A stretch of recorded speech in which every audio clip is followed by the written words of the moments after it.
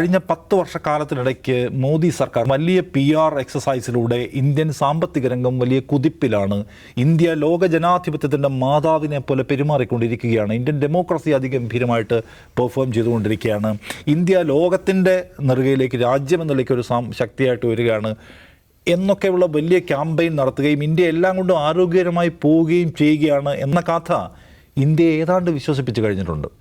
അതിനിടയ്ക്ക് ജനങ്ങളെ എഡ്യൂക്കേറ്റ് ചെയ്യുന്നതിൽ ഇന്ത്യയിലെ പ്രതിപക്ഷ രാഷ്ട്രീയ പാർട്ടികൾക്ക് വിജയിക്കാൻ കഴിഞ്ഞിട്ടില്ല. അതൊരു പ്രധാന സംഗതിയാണ്. അവിടെയാണ് ധ്രുവിനെ പോലെയുള്ള ആളുകൾ വന്നിട്ട് ഒറ്റ വീഡിയോ കൊണ്ട് അത് കോടിക്കണക്കിന് ആളുകളിലേക്ക് എത്തിക്കുന്നത്. സാധാരണ സാധ്യമാകാത്ത ഒന്നാണ്.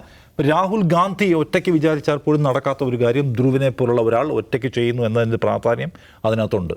കോടിക്കണക്കിന് ആൾക്കാർ കാണുന്നത്. ഇപ്പോൾ ഏറ്റവും കഴിഞ്ഞ 26-ാം തീയതിയാണ് ഇന്ത്യ ഒരു ഏകാധിപത്യ രാജ്യമാകാൻ പോവുകയാണെന്നുള്ള വീഡിയോ അയാൾ ചെയ്യുന്നത്. അത് 5 ദിവസം ട്രെൻഡിങ് ആയിരുന്നു അയാളുടെ ആ ടൈറ്റിൽ.